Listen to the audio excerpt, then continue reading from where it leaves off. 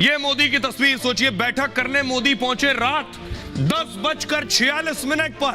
उससे पहले मोदी अपने घर में बैठक कर रहे थे शाह और नड्डा के साथ। लगभग 4 से 5 घंटे तक ये बैठक चलती रही। 4 से 5 घंटे एक एक उम्मीदवार के नाम पर बातचीत हुई। ये आप देख रहे हैं, वक्त देखिए, सुबह तड़के 3:16 का वक्त हो रहा था। मोदी जब निकले, बेवजह नहीं कहा जाता कि मोदी हर वक्त एक्शन में होते। पूरा मोदी प्लान तैयार है 400 पार जाने के लिए। मोदी क्या फिर चौंकाने वाले? कल मैंने आपको बताया था मोदी बीजेपी हेडक्वार्टर में बैठक कर रहे हैं। यह मोदी की तस्वीर सोचिए, बैठक करने मोदी पहुंचे रात 10:46 पर। उससे पहले मोदी अपने घर में बैठक कर रहे थे शाह और नड्डा के साथ। उसके बाद 10:46 पर बीजेपी दफ्तर पहुंचे। रात को 10:46 कैंडिडेट की लिस्ट फाइनल करने, लोकसभा चुनाव के उम्मीदवारों की लिस्ट फाइनल करने मोदी पहुंचे 10:46 पर। उसके बाद देखिए, यह तस्वीर आपको दिखा रहा हूं अंदर की। लगभग 4 से 5 घंटे तक यह बैठक चलती रही। 4 से 5 घंटे एक एक उम्मीदवार के नाम पर बातचीत हुई। मोदी कितने बजे रात को बीजेपी मुख्यालय से निकले, देखिए जरा अगली तस्वीर दिखाई।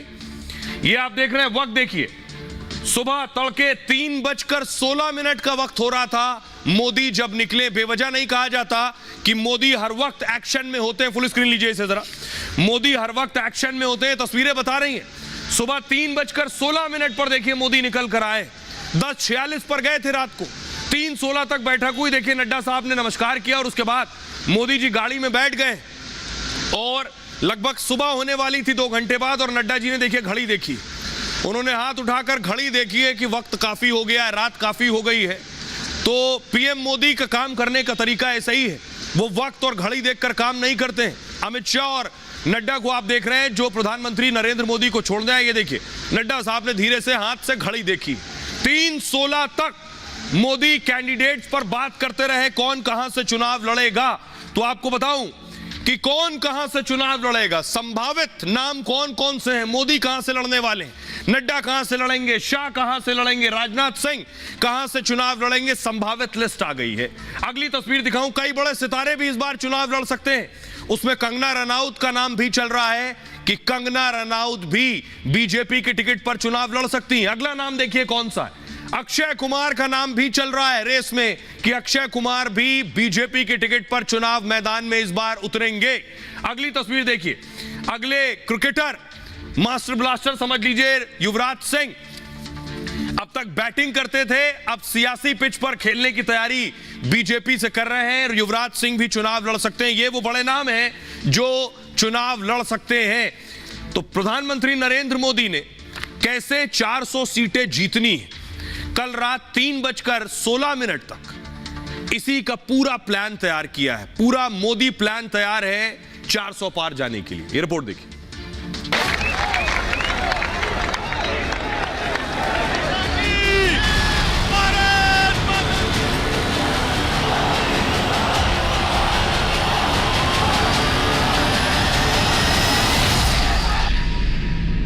अब की बार 2024 में 400 पार के लिए मोदी लगातार एक्टिव हैं। दिल्ली में कल शाम से मोदी 2024 की रणनीति बनाने में जुटे हुए हैं। कल सुबह 4 बजे तक मोदी 2024 की टीम को हरी झंडी दे रहे थे। इसके बाद आज सुबह झारखंड पहुंच गए। देश में एक ही गुंज है और वो गुंज है अब की बार 400 पार। अब की बार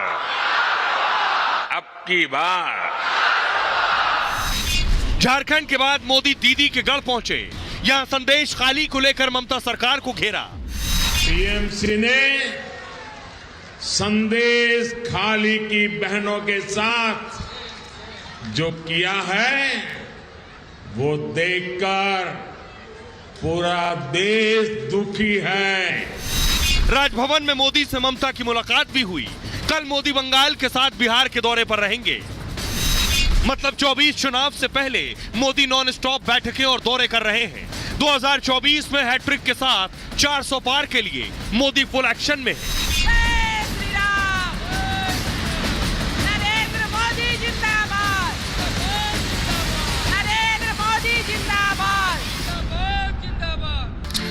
आइए बिना देर किए जल्दी से आपको बताते हैं कौन से वो बड़े बड़े चेहरे हैं, क्योंकि प्रधानमंत्री चौंकाने के लिए जाने जाते हैं। कौन से वो बड़े बड़े चेहरे हैं जिनका पत्ता कट सकता है, जिनको टिकट नहीं मिलेगा, बेशक बड़े नाम हो, लेकिन प्रधानमंत्री मोदी बड़ा कैलकुलेशन करके, पूरी तैयारी करके किसी को टिकट देते हैं या किसी का टिकट काटते हैं। देखिए कौन कौन से चेहरे हैं वो।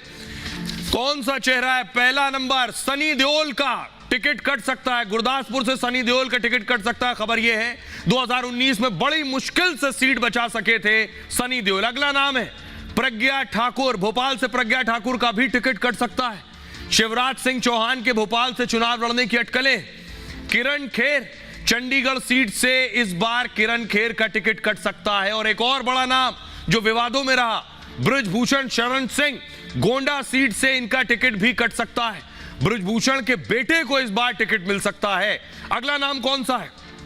चांदनी चौक से टिकट कट सकता है। हर्षवर्धन का, मंत्री भी रहे मोदी सरकार में, अभी सांसद है चांदनी चौक से, इनका टिकट कट सकता है। दिल्ली से एक और सांसद है हंसराज हंस, पश्चिमी दिल्ली सीट से सांसद है, इनका भी टिकट कट सकता है। रीता बहुगुणा जोशी जो कांग्रेस में रही, बीजेपी में आई, सांसद है इलाहाबाद सीट से, इनका टिकट कट सकता है। और एक और बड़ी नेता मीनाक्षी लेखी, मंत्री हैं, नई दिल्ली सीट से, इनका भी टिकट कट सकता है मीनाक्षी लेखी का। ये 8 कैंडिडेट जिनका टिकट कट सकता है। अब मैं आपको बताऊं इसके अलावा किसकी लगेगी लॉटरी, किसका चुनाव लड़ना तय है, किस पर मुहर लग गई है, किसका लिस्ट में नाम होना तय है, वो देखिए जरा। ये है टीम मोदी। जो शतरंज की बिसात पर आप मोहरे देख रहे हैं, ये सब मैदान में होंगे विरोधियों को चित्त करने के लिए, शय और मात के लिए। सबसे पहले मोदी वाराणसी सीट से हैट्रिक लगाएंगे। खबरें इस तरह की हैं। 2014-2019 में वाराणसी से सांसद बने। 2019 में 4,80,000 वोटों से मोदी जीते। तब समाजवादी पार्टी उम्मीदवार शालिनी यादव दूसरे नंबर पर थी। कांग्रेस के अजय राय जो अभी अध्यक्ष हैं, कांग्रेस के प्रदेश अध्यक्ष, वो तीसरे नंबर पर थे। आपको याद होगा 2014 में मोदी ने अरविंद केजरीवाल को हराया था वाराणसी से। अगला नाम जिनका टिकट तय है वो है अमित शाह। 2019 में अमित शाह गांधीनगर सीट से जीते थे। इस सीट से इस बार भी टिकट मिल सकता है। कांग्रेस उम्मीदवार को 5.5 लाख से ज्यादा वोटों से हराया था। 2014 तक लाल कृष्ण आडवाणी इस सीट से जीते। अगला नाम राजनाथ सिंह का, लखनऊ से टिकट मिल सकता है। दो बार जीत चुके हैं इस सीट से। 2014 और 19 चुनाव में जीत दर्ज की थी। फिर लखनऊ से टिकट मिल सकता है राजनाथ सिंह साहब को। समाजवादी पार्टी की पूनम सिन्हा तब दूसरे नंबर पर थी। 2019 में कांग्रेस के प्रमोद कृष्णम तीसरे नंबर पर लखनऊ से थे। अगला नाम है टीम मोदी में नितिन गडकरी का। नागपुर से टिकट मिल सकता है। नागपुर सीट से एक बार फिर मैदान में होंगे। गडकरी इस सीट पर हैट्रिक लगाने उतरेंगे। 2019 में कांग्रेस के नाना पटोले को उन्होंने हराया था। एक और है टीम मोदी के बड़े किरदार पीयूष गोयल। मुंबई नॉर्थ, उत्तर मुंबई से टिकट मिल सकता है। 2019 में यहां बीजेपी के गोपाल शेट्टी चुनाव जीते थे।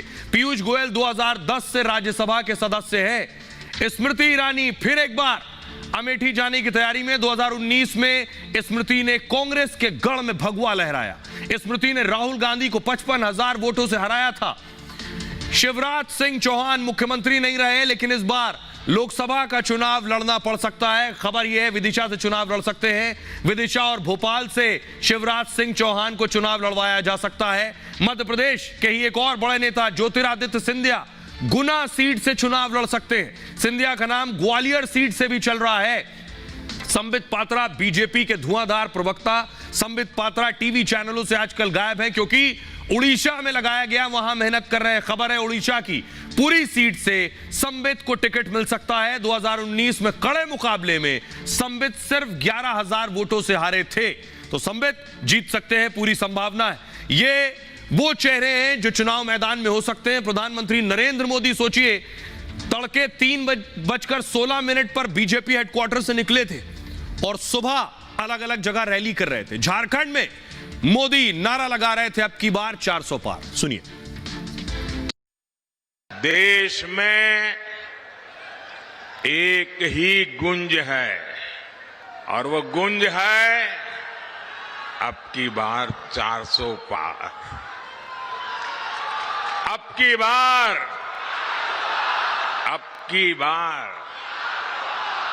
की बार और साथियों ये 400 पार का नारा ऐसे ही नहीं लग रहा है। ये तभी लग रहा है जब मोदी की गारंटी पर देश भरोसा कर रहा है। बीजेपी कुछ सितारों को भी इस बार चुनाव मैदान में उतार सकती है। इससे पहले बॉलीवुड के कई एक्टर्स चुनाव लड़ चुके हैं। इस बार कौन होने वाले इस लिस्ट में? अक्षय कुमार, खिलाड़ी कुमार का नाम चल रहा है। खिलाड़ी कुमार को चांदनी चौक से, दिल्ली के चांदनी चौक से चुनाव मैदान में उतारा जा सकता है। इस सीट से अभी हर्षवर्धन, डॉक्टर हर्षवर्धन सांसद हैं। 2,28,000 वोटों से बीजेपी को हर्षवर्धन साहब ने जीत दिलाई थी। अगला नाम है कंगना रनौत, भी मंडी से, हिमाचल के मंडी से चुनाव लड़ सकती हैं। इस वक्त हिमाचल की मंडी की सीट कांग्रेस की नेता प्रतिभा सिंह, जो कि प्रदेश अध्यक्ष भी हैं, जो बगावत भी कर सकती हैं, इस तरह की संभावना भी है। प्रतिभा सिंह कांग्रेस कैंडिडेट, वो अभी मंडी से सांसद हैं। कंगना रनौत को वहां से उतारा जा सकता है। अगला नाम युवराज सिंह का है। युवराज सिंह को गुरदासपुर से चुनाव लड़वाया जा सकता है, जहां से सनी देओल सांसद हैं।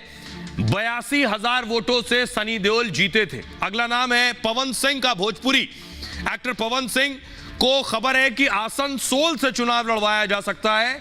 आसनसोल से शत्रुघ्न सिन्हा तृणमूल कांग्रेस के टिकट पर चुनाव जीते, 3 लाख वोटों से जीत दर्ज की थी। तो शत्रुघ्न को अगर टिकट मिलता है टीएमसी से, तो पवन सिंह उनके सामने होंगे।